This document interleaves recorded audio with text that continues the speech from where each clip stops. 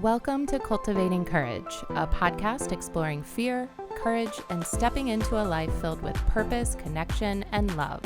This week, I'm chatting with my dear friend, professional musician Stolie, about her upcoming 60 Shows 100 Days tour, creating morning routines and turning thoughts and big ideas into reality through faith and action, and of course, tiny homes.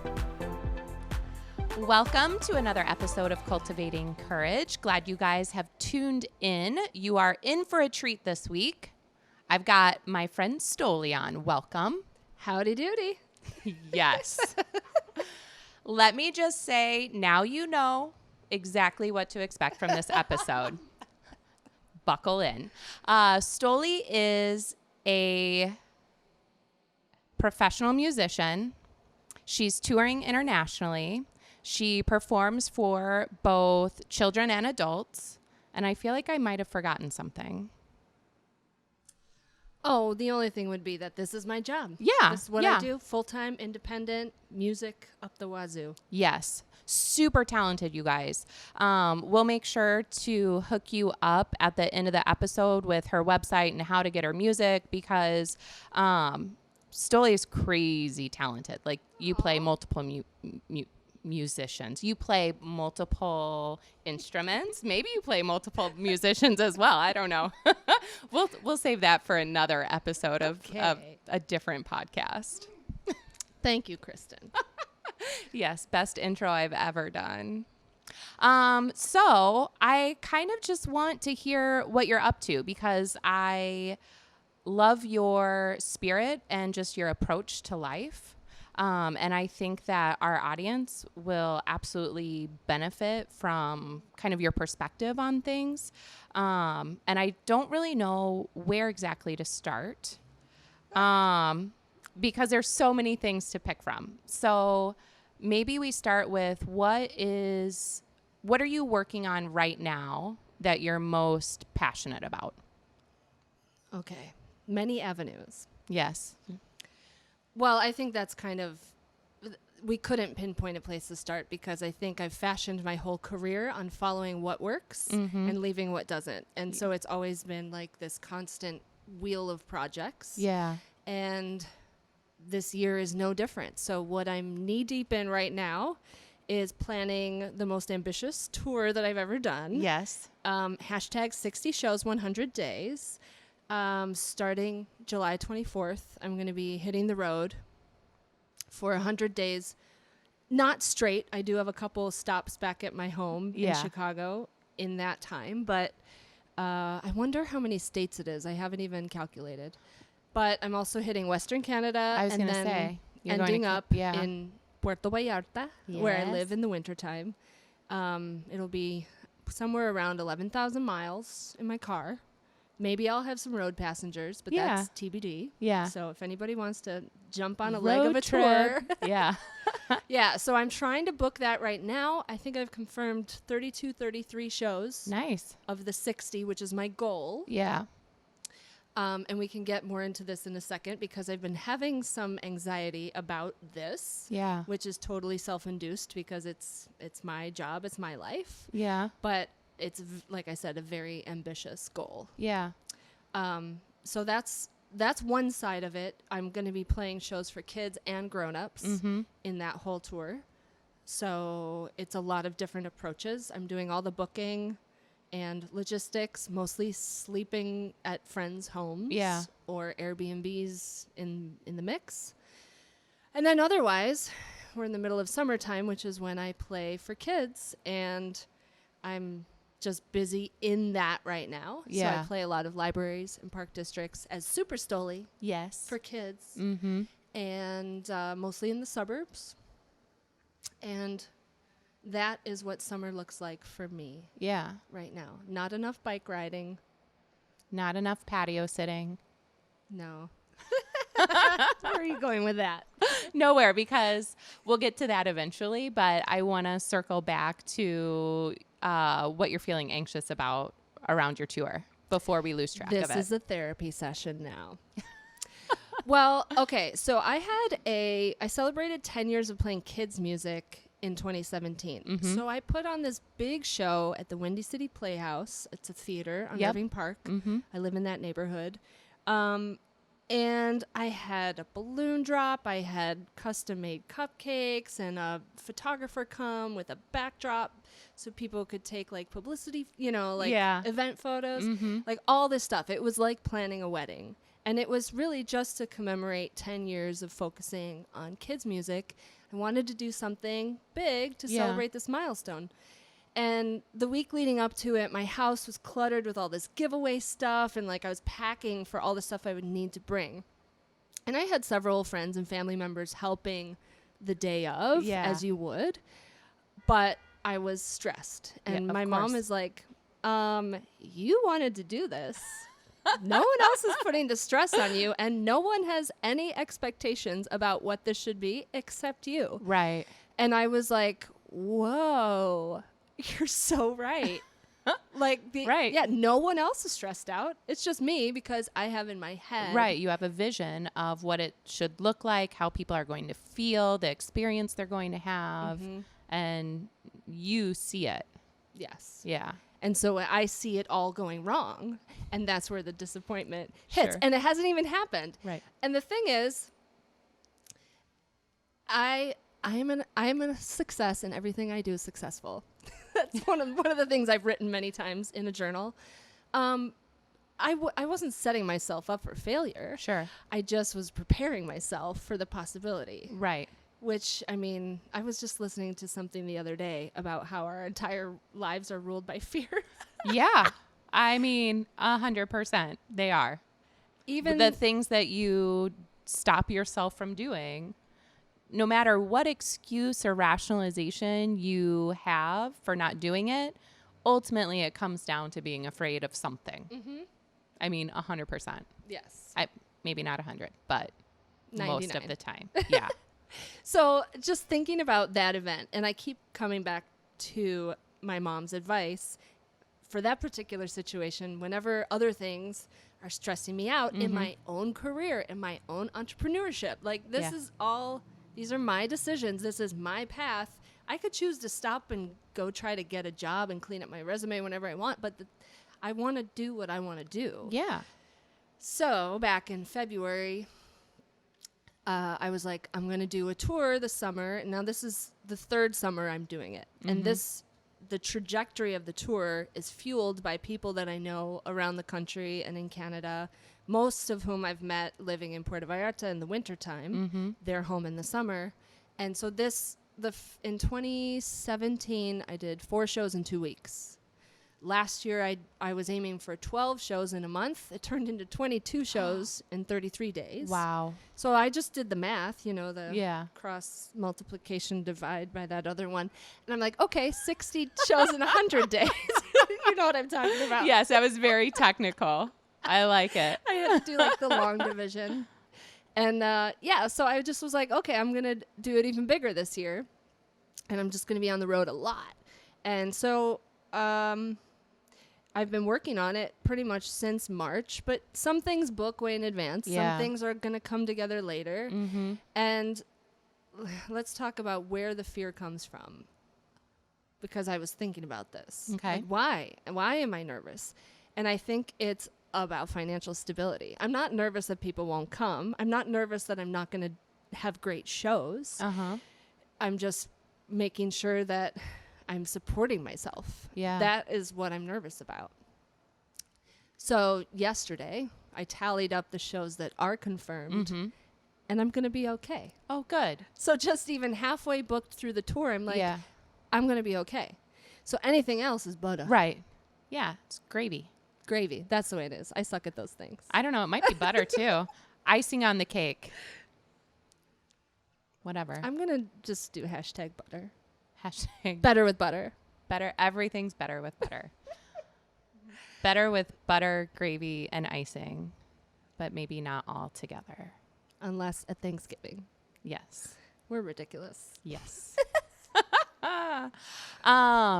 That's awesome. So how long did it take you to like work through that, like mentally, where you're like, I'm freaking out. What can I do to help myself not freak out. Because I think I feel like, and this is just an outsider looking in, like I feel like I appreciate that perspective, by the way. Oh, well, thank you. Come at me. Hit me. I feel like you've been doing kind of the self-reflection and work for a while. Mm-hmm. And so I feel like for you, maybe it's like quicker to be able to work through that, to recognize like I'm freaking out. Why am I freaking out? How can I feel better? Yeah. Versus maybe when before you really started doing a lot of like self-reflection and self-development work, maybe it would have you maybe would have stayed in that anxiety longer. So what would you say, like how long did it take you to be like, oh, I don't need to be freaking out, and now I'm going to run the numbers to like solidify? Well, that's what it was about. Yeah. Was I need to see where I'm at. Like the first thing was identifying that I'm stressed out. What is stressing me out? It is this tour, this looming tour. And part of it was I'm not ready to leave Chicago. I still have like 3 weeks and then another week later. That was one thing. But the way I've been fashioning my life the past few years is it's always in motion. I'm not in a settled down place almost ever, except in Mexico for 5 months. Mm-hmm. But yeah, I don't know. I guess I was like not having a lot of time to work on booking the tour because I just was playing some shows downstate and in St. Louis. And that's when I was like, I'm driving and playing gigs. I don't have time to be booking this. And the dates are catching up. Mm-hmm. And I'm going to run out of time to book it. And I'm getting rejection emails like from places that I'm pitching. And so that's part of it too. You know, I'm not booking everything I try to book. Right. I'm sending out 100 emails and booking 10 shows. So it's a lot of work that I don't have time for.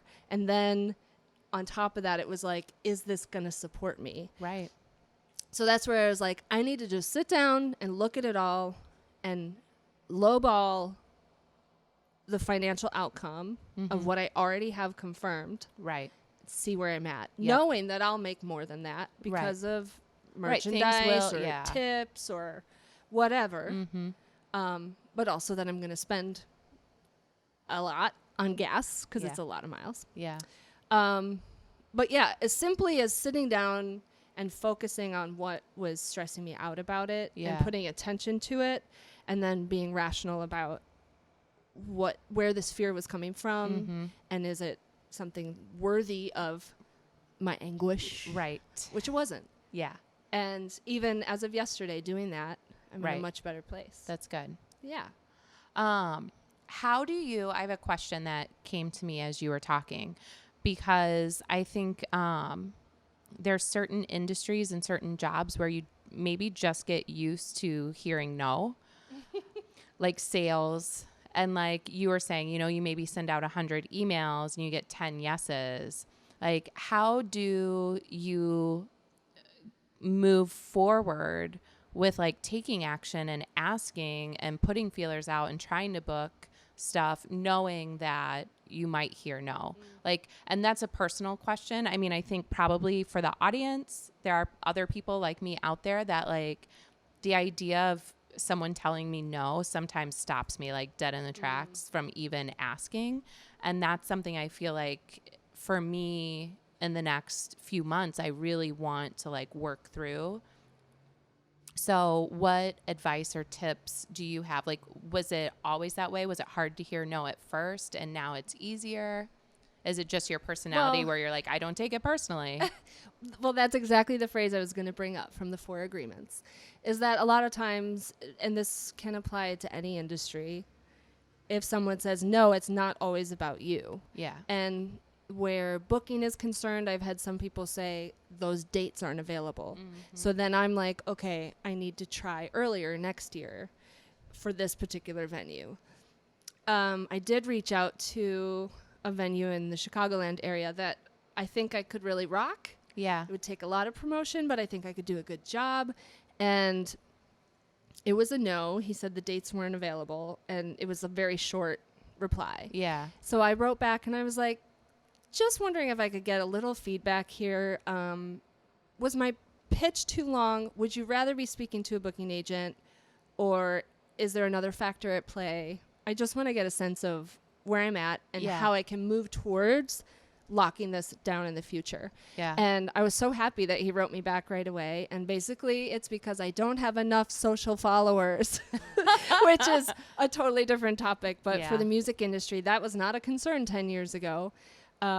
Despite having a mailing list that's been growing for 20 years or having a dozen albums out, it's about the numbers on social media. And that was the short answer. So that's something I'm working on to build my package for presentation in the future. Mm-hmm. Another thing was that I have a lot of shows in the Chicago area, but all the other shows I have are for children. So it's not a competing audience. Yeah. So I don't really know what he was looking at there. But no, I think the main thing is not taking it personally, because people are going to have their reasons. Yeah. And all you can do is learn from it. And if you're in a place where you can ask a question like I did in that scenario, now I've learned something. And now I have something that I'm working on that's moving me closer to that specific goal. Right. And maybe not just that venue, but other venues too.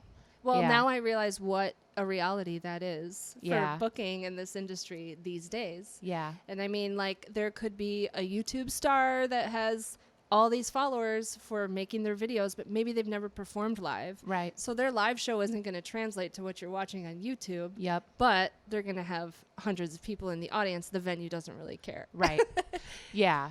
Yeah. Well, and that was something I think you and I have talked about before, is social media numbers versus true engagement with your audience, you know, and like, I struggle with that too. Like, is it better to have 20,000 followers, or is it better to have 2,000 that are really engaged with your content? Are, you know, one of my big goals in life and with this podcast, with my business, is to create a sense of community. And so for me, I'd rather have fewer followers that are super engaged, not just with my content, but with each other as well, where when people are leaving comments or posting questions, the whole community is chiming in and providing support. But that's not like the reality of what people want to see sometimes. Well, that's what it is having the more engaged, smaller community is great for the value and the content that everybody's getting within that community. But then when I think it comes to more of the outer publicity, it doesn't matter what's happening, as long as you have the highest number out there. Right. As long as you have a gajillion people seeing your content. Yeah. Yeah. Not even reading it. Just browsing. Yeah. Just scrolling right by it. Yep. Not even paying attention to it. But there you are. Zoom.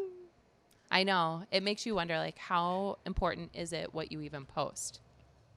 I wonder that all the time. And I wonder if it's worth my energy queuing up all these posts when I could be writing a song, which fuels me creatively. Right. And my career in the long run, versus one post about what I ate today and it was so good, and I don't know. Well, and I sometimes not really struggle, but I like mess around with, okay, if I actually post a thoughtful, like, not just image on Instagram, but a thoughtful post that goes along with it, like, is that engaging to people? Are people engaging with the actual message that I'm creating below the image? Or if I write 2 sentences and a bunch of emojis, are people engaging at the same level? Because to your point, like, that doesn't really fuel my passion and my creativity. I'd rather be creating other things. And so it's interesting to try and like figure it all out, which is why there's so many Instagram like consultants and why people hire someone to manage their social media. That's what I'm working on right now. Hashtag intern. Yeah. Hashtag call us. Please. So speaking of Instagram and veering slightly off topic, we have to talk about patio prints. Yes, please. So So audience, Stolie started this Instagram profile how long ago? I think in 2015. Summer 2015. Okay, so like 4 years ago-ish. Mm-hmm. It started as a Tumblr, and then I moved it to Instagram. Nice. Because I saw the future in Instagram. Nice work. Way to follow that trend. And so it is an Instagram profile that is so fun and whimsical and mostly ridiculous, but fabulously ridiculous. Okay, so tell us about it. It's called Patio Prints. One word. Prints like photo prints. Mm-hmm. And the catchphrase is tracking my favorite patios by the impressions they leave behind. So it started in shorts at El Cid in Logan Square in their beautiful back patio. I was out for a birthday dinner with a friend of mine, and patio chairs are generally made of metal. Right. So we were sitting there for a while drinking margaritas, and then we got up and I had to peel my legs off this metal seat. Yeah. Which left quite the impression. It's the main image of my Instagram, the first photo, which looks legitimately like fishnet stockings. But it's the back of my leg, so I had my friend take a photo of me bending over from behind. And so it's my backside, but the art that is left on the canvas of my legs. Yes. So I have probably definitely over 50 photos by now, in at least 3 countries. Oh, actually, I think a friend submitted one from Spain. I was just going to ask, do people tag, or do you encourage people to tag like their own patio prints? That's what I want to catch on over time. But you have to have somebody who's willing to take a photo of yourself bent over in public. Right. Because what I want is the chair in the background so you can see what left the impression. And then I like to have the venue tagged because I just think it'll be funny for like a restaurant to be looking at their tags on Instagram and then see that someone did this in their public place. So yeah, I definitely encourage submissions. Yeah. Or tags. And I don't know, I'm kind of thinking that down the line I would print a coffee table book. But I don't know how many photos it should have, or should it be different countries or different, one in every state, or should it be all me, or should it be all different people? Maybe the first issue should be all me, just to start there. Maybe get the word out. Yeah, or different. I don't know. There's a lot of ways you could go with it. Coffee table book of Stolies impressions that have been left behind. My God. So you guys, now that you know what patio prints is, let's just have you repeat the tagline again so everyone can appreciate it as much as I do. Know it, like, since I knew what it is. Tracking my favorite patios by the impressions they leave behind. I love it. Patio prints. Bring. Nice. I feel like I just watched a mini commercial on Hulu or something. I should put a little video montage together to promote it. Oh yeah. Why haven't I done that? I need an assistant, a video editor assistant. I could do it. I just don't have time. James is like, hi. I never know if James, our producer, is really listening or not. And then something will happen and his little head will pop up above his laptop. I'm like, oh, yep, he is listening. All right. Nice. So patio prints. Check it out, you guys, at patio prints. Prints. Yeah. Yeah. Okay. Let's talk about something else. Okay. Good segue. Thank you. I like to move smoothly between one topic and the next. Mostly I just haven't decided what I want to talk about next with you. Well, I'll take it from there. So Kristen and I have known each other for a few years. We have. More than a few. And as I was walking over here, I was thinking about the different places that we have been together knocking our heads together, brainstorming, talking about big ideas. I love hanging out with you because that's what we always do. Yeah. And sometimes I get bored talking about the petty, the superficial, the Netflix series. Yeah. And I just want to talk about big ideas because, and this is like not just my life philosophy, but it's a thing. If you've ever read, you know, The Law of Attraction, The Secret, things along those lines about manifestation and putting it out there. Yeah. Whatever you focus on, you create more of. And Mike Dooley, thoughts become things. These are like my favorite things. Yes. And when you talk about ideas, they exist. Yes. As soon as you have a thought, and even more importantly, as soon as it comes out of your mouth, it's on its way to becoming reality. Yes. And this is what so excites me. And having conversations like this is because they turn, if you put your thoughts into action, that's the only difference between dreams and making them a reality, is taking action. Yeah. And that's how you turn an idea into like your best life, or your best, you know, working for yourself and being an entrepreneur, or losing weight, or whatever it is. Creating the relationship you want, whether it's romantic or with your friends or with your children. Like, yeah. Yes, I love talking about that too. Especially because I really do think like you do. I mean, we're very on the same page about this. Like, what you think about, you create. You put it out there the minute you think about it. You put it more so out there the minute you're willing to vocalize it. And then I really feel like it's just our job to get in alignment with like the feeling of that thing. But I think we just get in our way a lot of the time, and we don't necessarily notice things.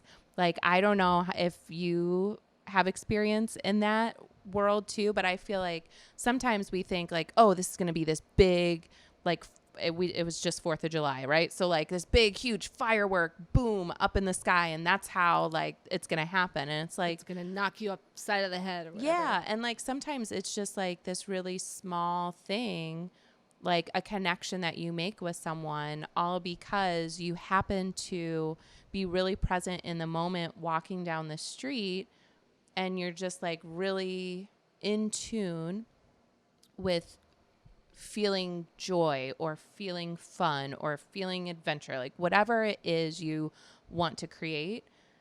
And then you just notice that walking down the street, all of a sudden, like you've created it. Yes? Yes. No, it's about keeping on track with whatever that thought process is, or whatever the idea is, or sometimes you don't even know. Okay, a few weeks ago, something happened that was orange. And then all these orange things continued happening. And now I'm just connecting this with something else. And I don't know which came first, but I'm going to go play in the Netherlands next year. It's going to happen. Super exciting. Nothing is planned yet, but it's an idea that I had. Talking to someone who had a connection, and then within weeks I had 4 other connections to Amsterdam or the Netherlands. And now I'm like, oh, maybe all that orange was happening at the same time, which is the color, you know, the Netherlands orange. Yeah. If you are open in your heart and in your eyes and in your feelings, then the things you want are around you. Yeah. But like you said, we don't always notice them. And I catch myself sometimes like, ho hum de dum, you know, like in this like kind of ruddy kind of day. Usually it's when I'm hungover and my mind is not very clear. And in those moments I'm like, what am I doing? Where am I going? But then on the reverse, the days where I'm clear and feeling good and strong and healthy, and then I'm just like this morning, I was driving my sister to the airport, and I saw a bird's nest in like the marquee of some store. It was like those cutout letters. And I'm like, oh, look at that bird's nest. And it just like made me feel cute, like happy that the birds had a home and that I saw it. Yeah. I think that I know you guys, audience, I know we sound crazy right now, but Or do we? Or do we just sound like happy?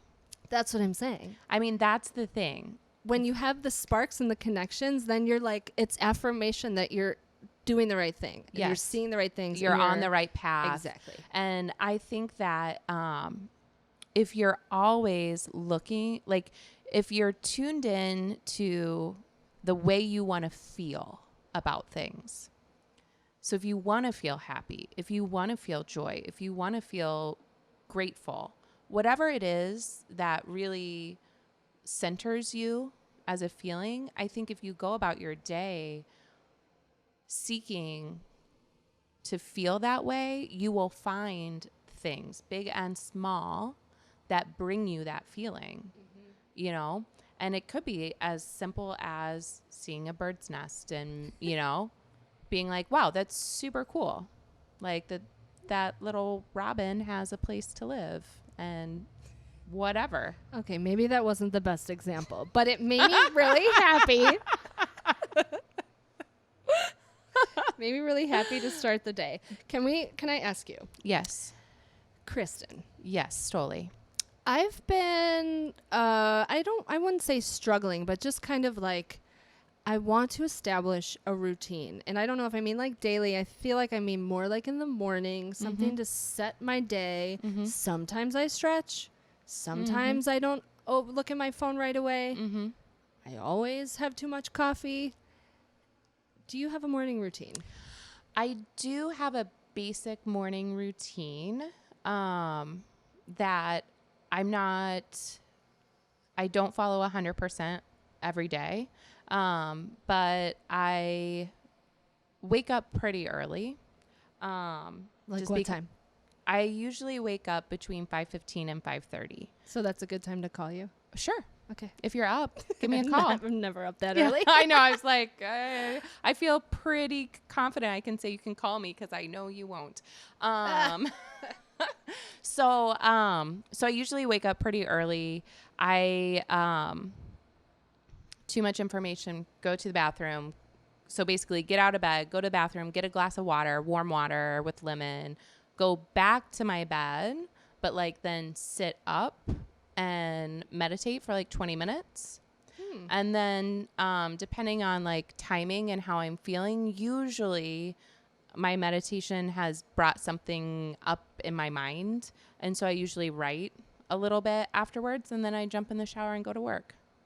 The days that I do that routine, I feel way more centered than the days that I say I'm tired and I want to sleep and I'm get up at the last possible minute and rush out the door to work.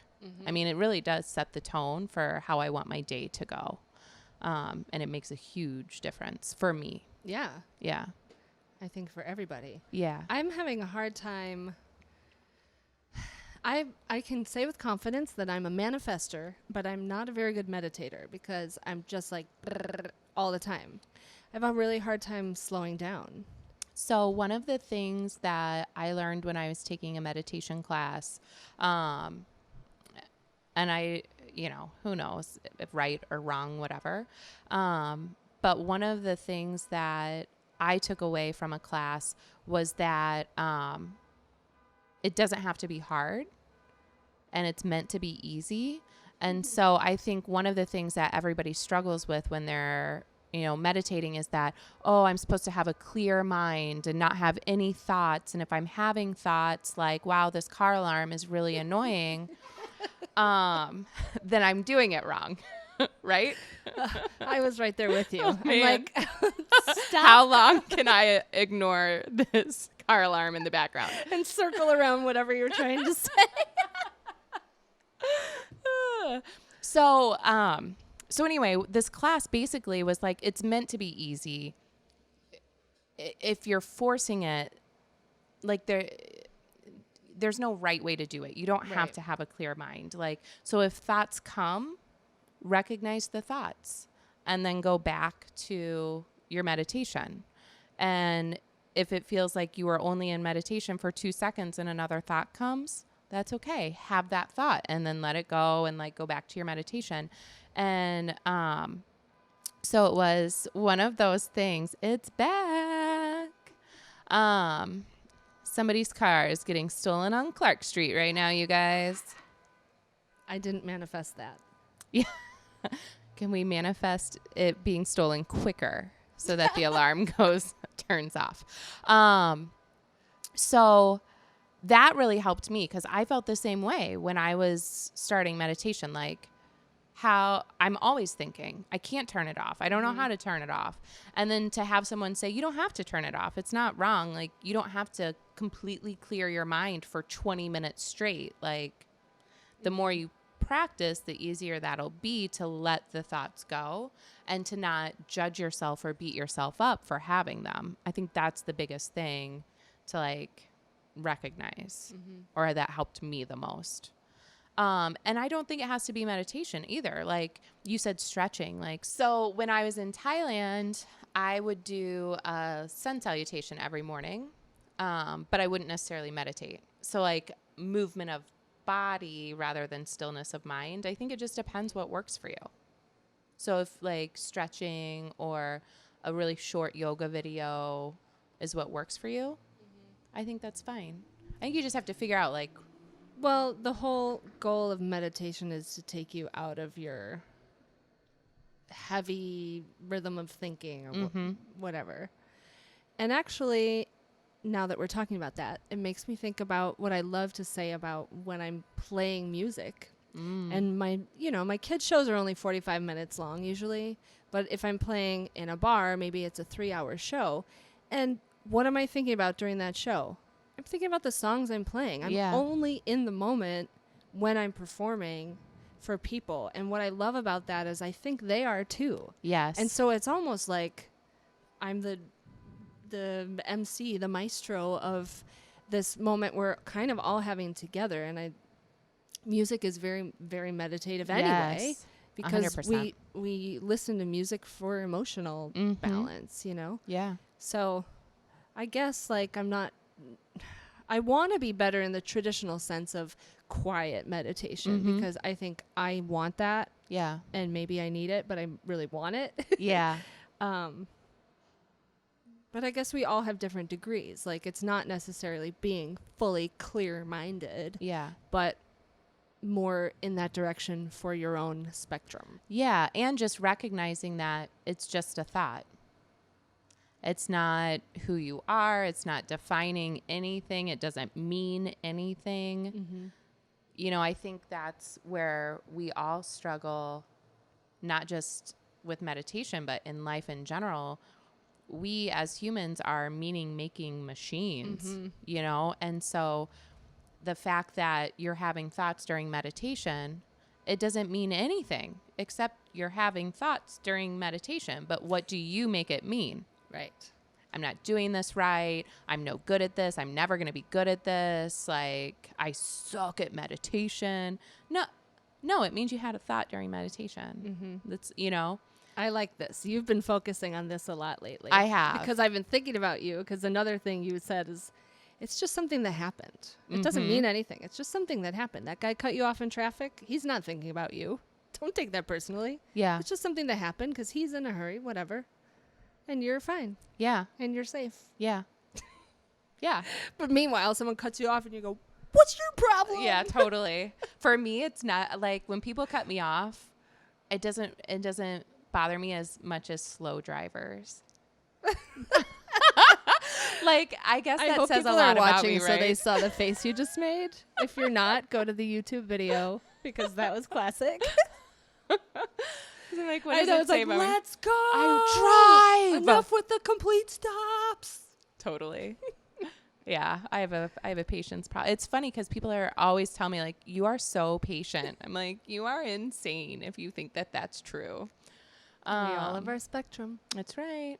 Everybody. Well, it's so interesting. I can't remember if I was reading an article or watching something, but it was this idea or this concept, which I think is totally true. There are like 1,000 different versions of ourselves because my version of myself is not Stolie's version of me.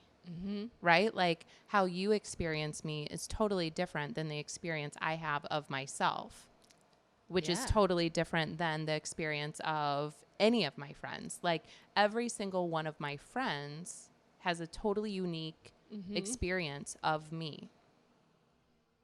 Yes.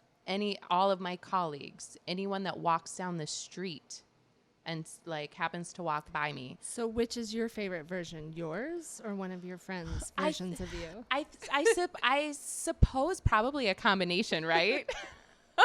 like if someone's like, Kristen, you're so patient. You're like, I want to be that patient, Kristen. Yeah. Because I don't think I am. Because I don't feel that way very often, like, or all the time, you know? And it's so true. So I think, and maybe that's the end goal, right? Is to take all of the good parts of everyone's experience of you and to really incorporate those into your own experience of yourself.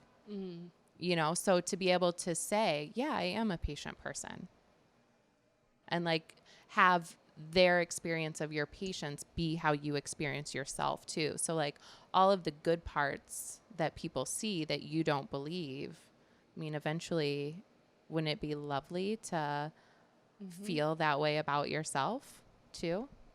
Yes. Yeah. I mean, I feel like that's part of that process about changing your beliefs from childhood, which like every book along these lines starts from that position. Yeah. Like we're born into a society that teaches us how to live in this society. Yep. And how to think and how to act and how to grow and change. And that's not always where we want to be as adults. And it's when you start having this conscious mind thinking about your subconscious and wondering if that's how it has to be. Yes. And it's actually, now that I'm saying it out loud, it sounds like so hard and so challenging. But it's really about recognizing it and taking time to clear your head and think about why does a slow driver make me so impatient? Yeah. What does that stem from? Let's talk about it. That's so funny. I think for me, well, the easy answer, if you really want to talk about it, do you run is late? I don't run late because I hate being late. And so I think part of it is like you, I'm very busy. And so I don't feel like I have like a lot of extra time.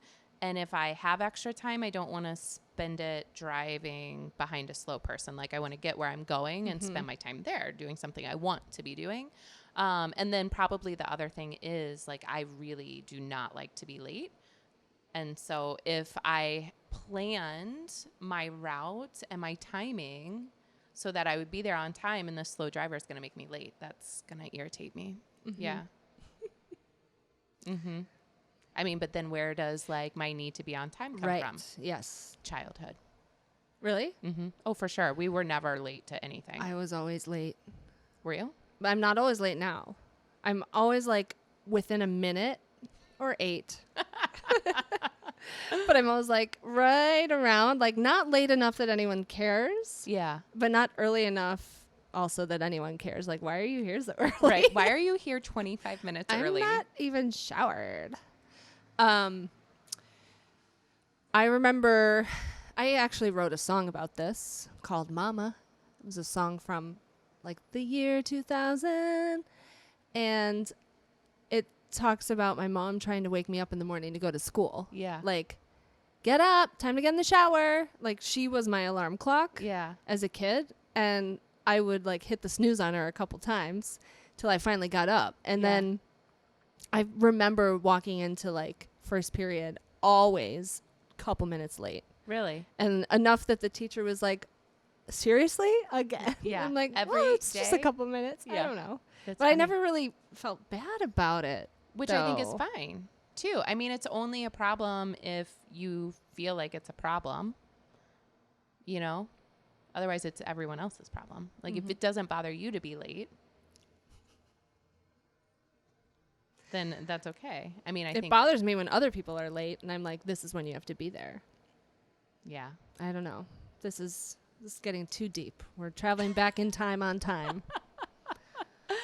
Yes. But anyway, the point is our thoughts are controlled about what we believe is reality and how we believe our lives should be lived. And any of that is alterable. Yes.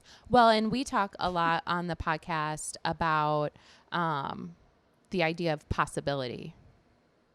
And to your point about your thoughts and how you think you should live your life and how it has to go, you create that.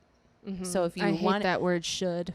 Yes, I know. So if you want it to go a different way, if you see it going a different way, you have to create that possibility for it. Mm-hmm. If you really want to do something, but you don't see it as possible, it's never going to happen. Mm-hmm. Like you have to be open to the possibility. And from there, everything opens up. Oh, yes. Like if you decide that everything that you want is possible, get ready. Yeah. I mean, honestly, if you believe everything you want is possible, and then you believe that if you get yourself aligned with like creating it, yeah, seriously, get ready. Yeah, I think the harder challenge is thinking beyond your scope of possibility mindset. Yep. And thinking bigger. Yeah. I remember, kind of when I started thinking this way, years ago, I had come back from an immersion Spanish learning program in Mexico, and I came back to Chicago in February, and I was like crying every day because I was freezing, and I was like, I don't want to be here. And I talked to a friend of mine who's a life coach, and she told me like to basically like, what do you want to do? Mm-hmm. And she kept saying, think outside the box. I'm like, I don't know how. Yeah. Because you think all I know is what I've seen, what I've experienced, what I've been told. And you have to really peel that away to get to what you truly desire. Mm-hmm. And not just what you think is possible, but what is it that you really want? And then create it from there, because there's no too crazy. No. Like after talking to her, I was like, what I want is to live on a beach all winter and not be here in the cold and play music and then come back here and play music for kids. And now that's what I do. That's like my normal reality. Yeah. Which then seemed like crazy. And now it's just norm. Yeah. Now normal. It's what you do. Mm-hmm. Which is awesome. So now what's the next big box? Dun, dun, dun. Dun, dun, dun. What is your next big box? Although we don't really have time to get into it. Amsterdam is one. I still want an Airstream. Yeah. Because I don't know if this bouncing houses is really going to last for much longer. Yeah. I'm in my 40s. Which I feel like some would say is not the time for an Airstream, and that probably real beds may be better than that. I'm so opposite. I'm like, enough with the sleeping in people's guest rooms. I need to just be in my own space. Pull my house behind my car. Or you could get a mini house. What are they called? Small houses, mini houses? A tiny home? Tiny homes, yeah. I would love to. Here we go. Here's a big idea. I want to build tiny homes in a bunch of different places, and then I have my own home to go to. Nice. So, I want one in the Pacific Northwest, Southern California, Baja Sur. Mm-hmm. I just really like the West Coast a lot better. Yeah. It's all right. Does that sound like a dial tone? You're beeping? Or you're mm-hmm. Yes, everyone thinks that the emergency broadcast system has just been put in place. But really, it was just you thinking. Give me one of your big ideas. Well, my big idea is to essentially be a nomad as well, but a global nomad, where I go and do workshops all over the world, but stay in a place for 3 or 4 months. Do probably a workshop every couple of weeks while I'm there, meet the locals, create relationships with the locals, and figure out a way to incorporate giving back to the community that I'm spending time in into the retreat, and then move to the next spot and do the same thing for anywhere between 3 to 6 months, move to the next spot. Tell me your top 3 destination choices. It's tough because honestly, I haven't really thought a ton about where I want to go, other than I would want to do something in Central America, something in South America, something in Asia, and generally always warm. Okay. Yeah. So, I mean, I'm kind of open to like where things take me. Mm-hmm. And I think a big part of it will be too what I decide is really important in terms of giving back, to make sure I align where I'm going with what it is that I want to give back to the community. I suspect it will be around women, around children, around education, and around entrepreneurialism.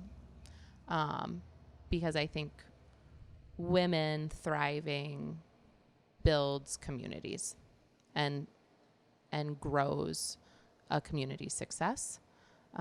So I think if you can create a way for the women to be supporting themselves and their children, and then creating a way for children to be educated beyond what they are being educated currently, I think big things can happen, especially now as we become more and more global. Mm-hmm. Like everybody's interconnected. So. We always have been. Yeah. Now people see it, I think. It's easier for people to see how connected we all are. Mm-hmm. Yeah. So that's that. What you got? Thanks for connecting with me today. Thank you for showing up. Mostly on time. Time is not that important to me. Yeah, it's cool. It's relative. It's all relative. Just like our ages.